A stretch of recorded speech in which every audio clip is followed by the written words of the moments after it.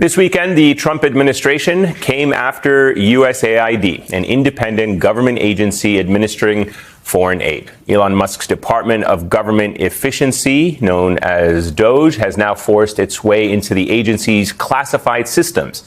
And now the very officials who tried to push back are placed on leave after Musk's team tried and succeeded in gaining access to personnel files and security systems, including classified systems and security clearance information for USAID employees. This comes after Treasury Secretary Scott Bessent gave Musk's team access to the department's $6 trillion payment system, which handles federal payroll, retirement benefits, healthcare, and government insurance. As first pointed out by Senator Ron Wyden, Musk now has access to the Social Security numbers, government contract payments, including those that compete with his own companies.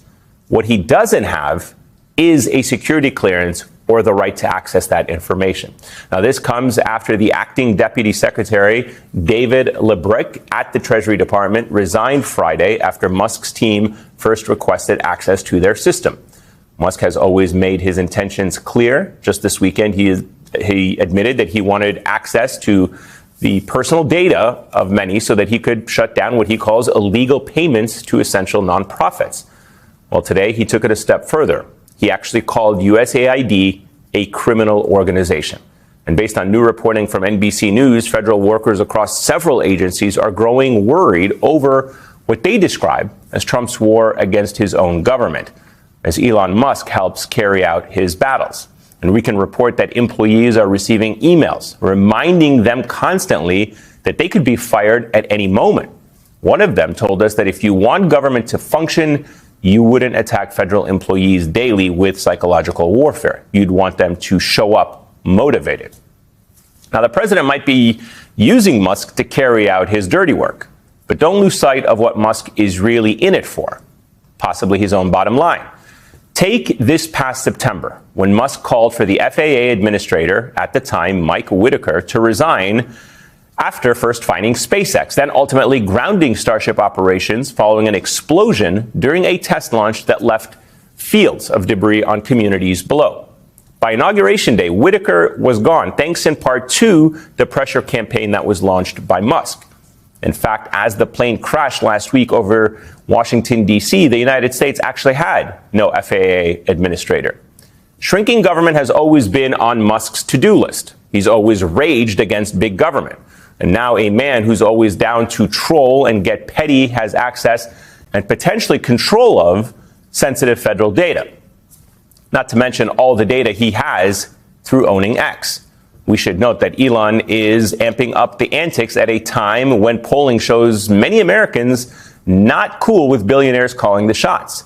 6 in 10 Americans say they believe it is dangerous that President Donald J. Trump is relying so much on billionaires for policy advice. In short, folks, anywhere else, an unelected billionaire creating a government department out of nowhere, taking control of classified and personal data, bullying officials out of their posts, and helping a leader purge the federal government, as I said, anywhere, we would probably be calling that a coup. And let's get real about something else. Elon Musk is not a federal employee, nor has he been appointed by the president, nor approved by the Senate to have any legitimate leadership role in government. With me now, former Republican Congressman Denver Riggleman. He's the author of The Breach, the untold story of the investigation into January 6th, and also served as a senior advisor to the January 6th Select Committee. Also with us, Democratic strategist Julie Roginski. She's the author of the Salty Politics newsletter on Substack. It's great to have both of you with us. Congressman, I'll start with you. The outrage from the Republican Party, safe to say minimal at best. You would also think that Trump wouldn't want someone stepping on his toes and kind of stealing the limelight from him. But here's where we are 2 weeks into this Trump administration. Why do you think the GOP is normalizing this kind of behavior from Elon Musk and Donald Trump? Hey, it's good to see you tonight. I think it's because their polling and crosstabs still show favorability to Donald Trump. I don't really think they care about the American people. They care about winning in their specific district. And you know what's amazing to me is that when I was a Republican way back in the day, right, big government picking, winners and losers. He wants small government. Well, now we have Republicans, and when you look at polling, people who are Trump and support Trump, all of a sudden they think big government is the way to go. And I just find it so interesting, right? This picking winners and losers is the thing that people want, right? When you're looking at where this is going. And I just find it fascinating and also absolutely disturbing that this is happening.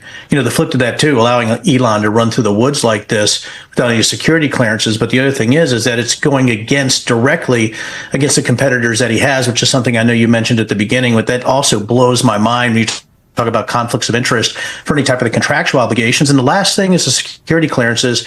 Vetting is awful. Julie knows this. Vetting is long. It's irritating. It's frustrating. Nobody wants to fill out an SF-86. It sucks, right? But it is an absolutely necessary function because you don't want a bunch of people looking through private files and payment files that haven't been vetted properly. And I think the cancer has been injected to the system, and I think we're going to see it here down the road.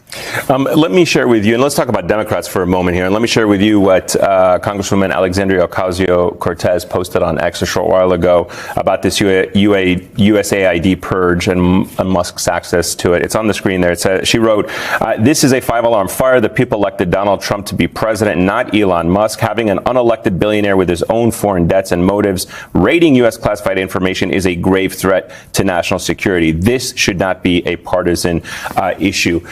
Probably the strongest comment we've seen from a Democrat. We've also seen from Senator Ron Wyden. But give me your take on why the Democrats seem to be sitting on the sidelines right now. Why are we not hearing more outrage from this? Why does this need to be, there's such a lag between when something happens and them formulating an opinion or formulating a statement and coming out a couple of days later? Why is there not more outrage? That's a great question, and I'm disgusted about it. And I've been banging the drum about this for literally weeks, if not months, since Trump got elected. Look, you have Hakeem Jeffries, the leader of the House of Representatives, saying, and I think I'm paraphrasing here, but very close to the quote, like Aaron Judge doesn't swing at every pitch, and I'm not going to swing at everything that Trump does. Well, does he think he's pitching against Sandy Koufax here? Right. Like who are you talking about?